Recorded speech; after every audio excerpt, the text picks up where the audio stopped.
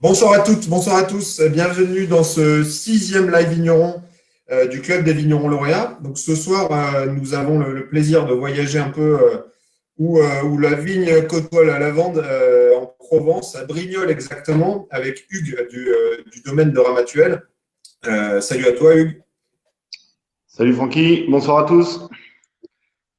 Bonsoir tout le monde. Alors, comme vous voyez, on est, bon Hugues, ton pull, c'est pas trop Noël, mais on a essayé de changer un petit peu de ligne directrice et de donner un peu de chaleur de Noël à ce live vigneron. Donc, j'ai mis mon plus beau pull de Noël. Hugues, tu devais avoir ton chapeau, mais Oui, tu oui, l'as non, égaré. par contre, j'ai tout ce qu'il faut, hein. Voilà, regardez, hop, on est bien dans l'ambiance. Voilà, on y est dedans. Joli, la jolie grappe. Exactement. Euh, Donc pour ce sixième live vigneron, on a décidé un petit peu d'innover, de le rendre un peu plus dynamique pour mieux connaître notre invité de ce soir.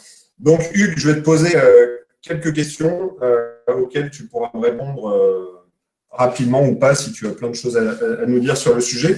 Attends, Donc, Franck, je t'interromps, j'ai le droit à combien de jokers? euh, un seul, Ok, c'est parti. un seul. Alors, avant de commencer, il faut que les gens sachent ce qu'ils ont à faire. Donc, Hugues Chabot, qui s'occupe avec sa femme et tes beaux-parents du domaine de Ramatuelle. Donc, c'est ce qu'on appelle je dirais pas pièce rapportée, je dirais valeur ajoutée. Et je sais de quoi je parle, on est à peu près dans le même cas. Donc, vous êtes tous les deux, vous êtes rencontrés à Purpan, donc ingénieur de Purpan. On a eu Thomas qui est diplômé de Purpan. Donc, école de Purpan, dans laquelle nous organisons un salon, le Club des vignerons lauréats, en mars. Donc, il y a un lien très fort entre le club et Purpan. Et donc, tu t'occupes avec Fanny du domaine depuis combien de temps? Alors nous, moi je suis arrivé en 2006. Euh, donc moi je suis installé en tant que viticulteur depuis 2006 et on a eu une période de transition avec mon beau-père où on a pris la suite, hein, on a le temps qu'on s'installe. Et donc, depuis, lui, il est parti. On a eu 4-5 ans de tuilage. Donc maintenant, il est à la retraite et on est tous les deux la génération d'après pour continuer un peu l'aventure familiale. Ok, on en parlera un petit peu plus après. Donc, pour te connaître un peu plus personnellement, parce que tu es quand même un personnage qui mérite d'être connu, on l'appelle depuis un week-end à Sancerre, il y a 15 jours, où nous avons organisé le service livraison pour Paris, le druide du club, le druide junior du club. Donc, alors pour te connaître un peu plus, tu es plutôt rouge, blanc ou rosé? Alors, les trois. Les Bien trois. entendu, les trois. Absolument. Très bien. On ne te jugera pas. Tu es plutôt tracteur ou poney? Alors, je suis plutôt ouais, plutôt tracteur. Plutôt tracteur, pour l'efficacité, quoi. Parce que quand ça sent le poney, en général, c'est pas très positif au niveau des vins. Certes. Tu es plutôt asticot ou glypho? Moi, je dirais Astico Forever. Ok.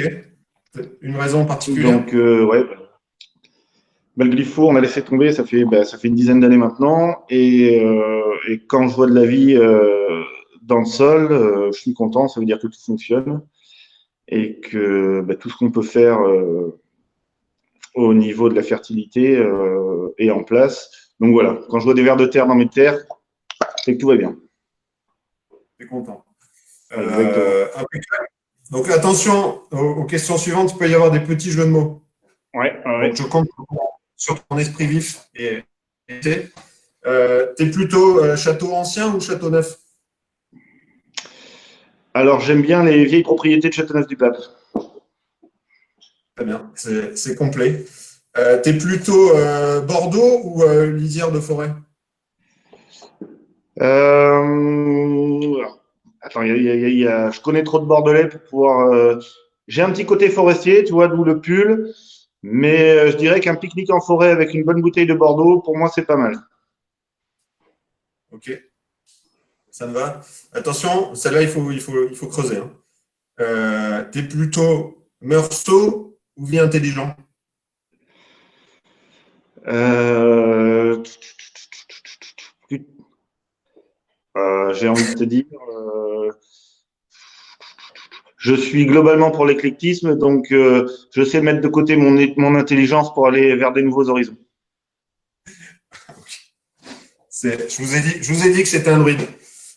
Pour ceux qui nous suivent, n'hésitez pas d'ailleurs à commenter, à poser des questions. Si ces questions-là ne vous suffisent pas pour connaître Hugues et le domaine de Ramatuel, n'hésitez pas. Plutôt bagnole ou vélo? Ouais, moi, je dirais alors, le vélo vaut mieux avant le Banyuls. Voilà. Je dirais que ça dépend dans l'ordre, quoi. Ou alors tu vas à Banyuls en bagnole et tu repars en vélo. Ça, c'est pas mal.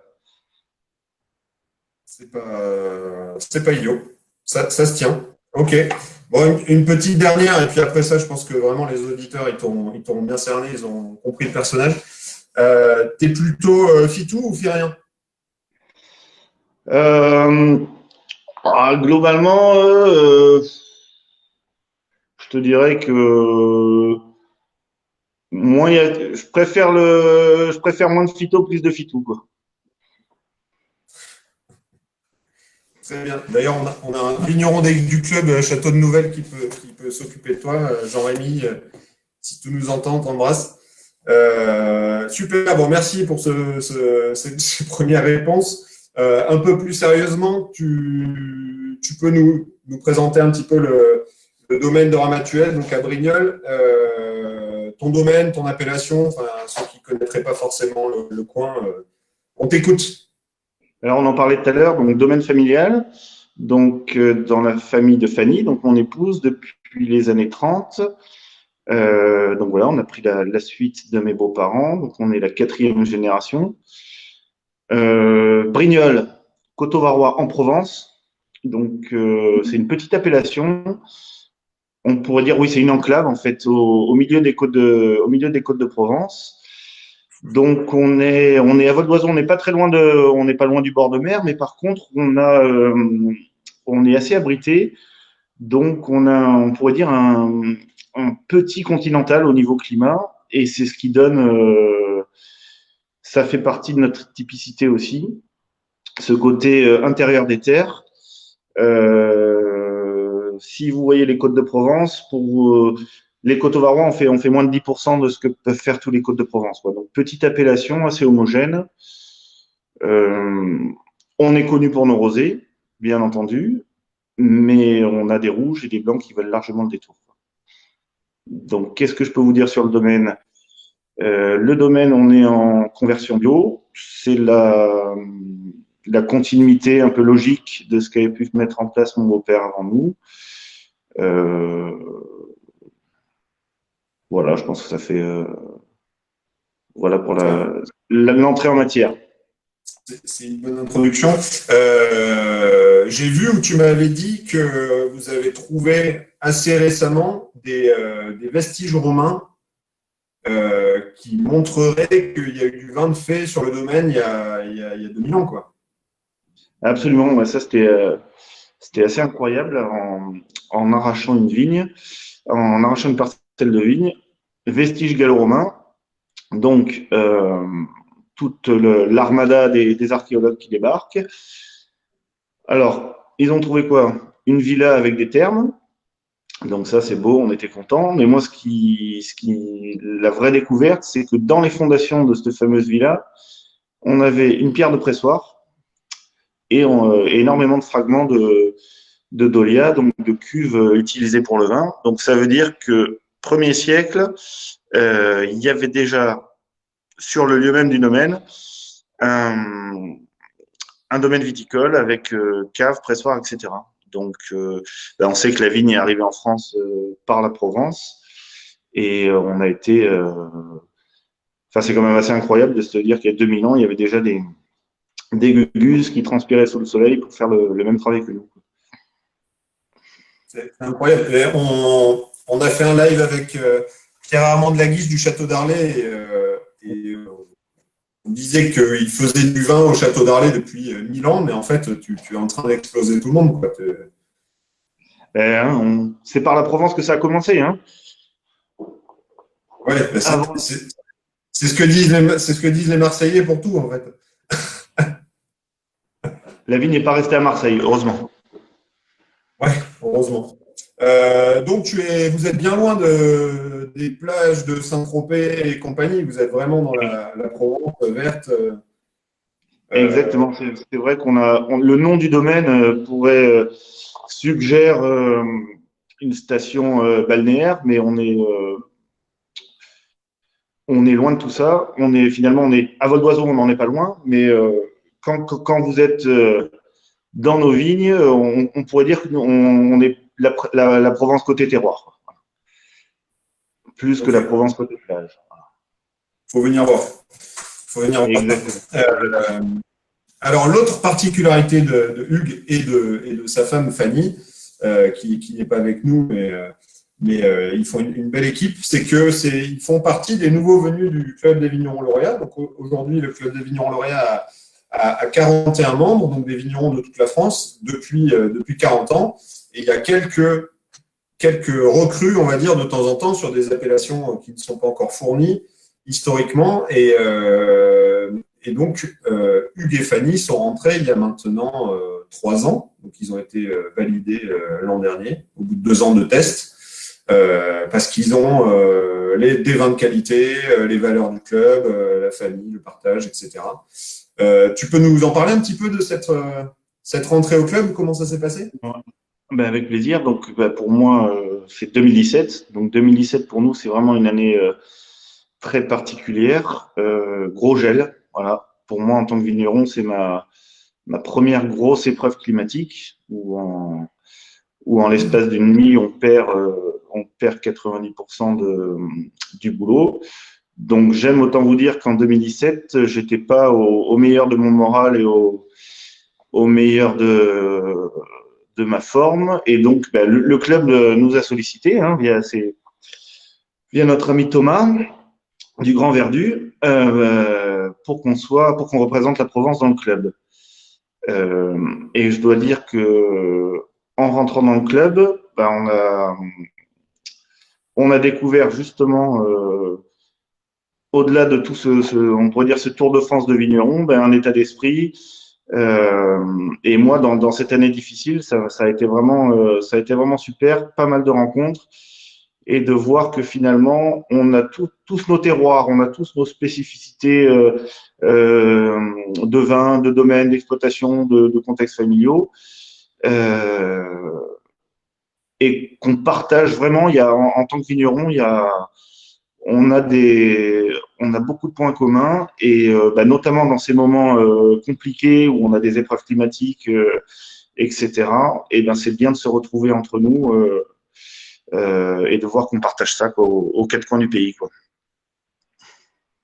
Ouais, pour renforcer ce que tu disais sur l'échange, la solidarité, etc., il y a petit retour, on l'a déjà fait dans le live précédent avec le Château Bretous, mais donc pour remplacer le Salon de Paris, le club a lancé un système de livraison commune pour livrer les clients habituels du Salon parisien sur Paris gratuitement. Et donc, il y a 10 jours, on était une dizaine à aller au domaine Michel Girard à Sancerre, dont tu faisais partie. Et donc, on est très content de l'opération puisqu'on on a pu expédier sur Paris un peu moins de 16 000 bouteilles à 570 clients privés. Donc, le principe, c'était de livrer des caves des vignerons aux caves des clients sur Paris gratuitement. Donc, c'était un véritable succès. Et puis, tous les vignerons ont mis la main à la pâte et ça a très bien fonctionné. Donc, c'est un bel exemple de solidarité sur ce que tu Ouais, disais. t'as raison de dire ça. Ouais, je pense que cette opération-là, là, ça montre bien que ben, l'esprit du club, qu'on n'est pas là, on n'est pas un catalogue ambulant avec nos vins on est plus que ça. C'est que derrière nos vins, ben, il y a des vignerons, des vignerons, et que tout le monde on est prêt à aller au-delà. Et quand on se retrouve comme ça, ben, on fait des grandes choses. Et je pense que c'était un grand succès. Et j'étais bien content de participer à cette aventure. Et on a bien rigolé. Ouais, ça c'est sûr. Et on a bien rigolé. Donc, tu nous as parlé de ta relation avec le club. Je reviens sur la Provence. Je pense que tout le monde connaît la Provence, comme tu disais, pour les rosés. J'aime beaucoup personnellement les rouges et les blancs que vous faites, qu'on connaît moins, je pense, à l'échelle du pays, voire du monde. Tu peux nous en parler un peu de ces spécificités, des cépages, de l'élevage, etc. sur ces vins? Oui, bien sûr, bien sûr. Alors, on peut, avant de parler des autres couleurs, en gros, pour nos rosés, nos trois piliers, Grenache, Cinsault, Syrah. Donc, trois cépages avec lesquels on fait également des excellents rouges, qu'on va retrouver dans nos rouges. Donc, chez nous, à Ramatuelle, on est sur une dominante de Syrah. Moi, c'est un cépage que j'aime particulièrement et je trouve qu'il s'exprime bien chez nous. On met un peu de Cabernet Sauvignon dedans, 10-20% pour la structure. Et le Grenache, si les années s'y prêtent. Voilà. Et donc, on a des rouges assez puissants, ça c'est quand même la caractéristique. Euh, Pas d'élevage, pas de bois, pas de travail en barrique. Je trouve que c'est pas même si on peut avoir des choses intéressantes, c'est pas l'identité provençale, c'est pas la culture locale, et on a suffisamment de matière. Euh, on a quelque chose à exprimer sans aller chercher le travail du bois. Donc, on a des rouges globalement, voilà, c'est ça, assez riche avec de la matière. On est, on voit que quelles que soient les années, quelle que soit la façon dont on vinifie, on a ce côté un peu épicé qui ressort d'année en année. Donc ça marque un peu l'identité de nos rouges.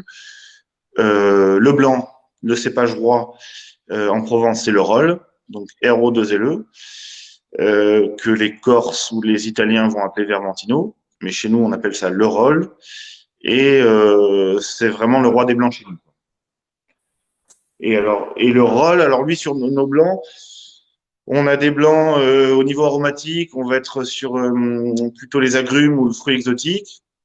Et le Roll, c'est un cépage assez généreux où on a pas mal on a du gras, on a du volume. Et alors c'est valable pour nos rosés aussi, hein, mais on est sur des vins secs, donc pas de sucre résiduel.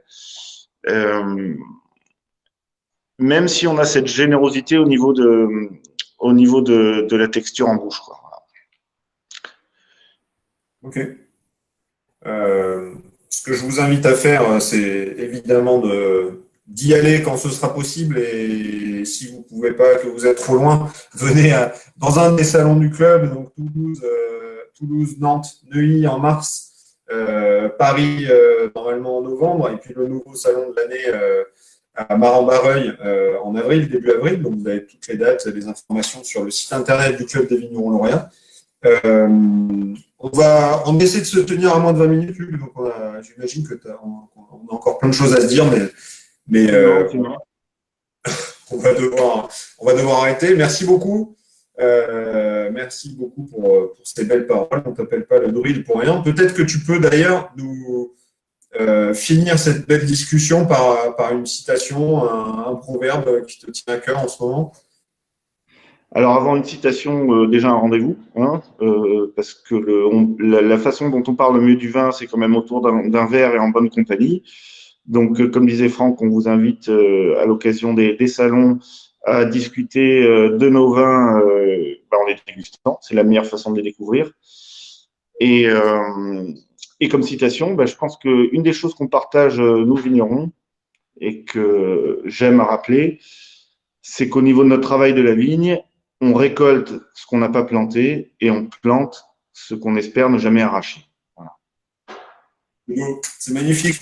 Il nous a fait pleurer avec cette citation à 3 heures du matin à Sancerre et elle est très belle parce que ça évoque très bien le métier de vigneron et puis la continuité, quoi, tout le travail qui est fait avant, parfois de plusieurs générations avant. Donc merci Hugues, Druide Hugues. Merci à vous tous. Et à bientôt. À très bientôt autour d'un verre. Oui, passez de bonnes fêtes et rendez-vous la semaine prochaine avec Philippe Girard donc du domaine Michel Girard à Sancerre, chez qui nous étions il y a 10 jours. Très bonne soirée à vous et bonne fête. C'est pas la bonne main, voilà. Bonne fête à vous. Au revoir.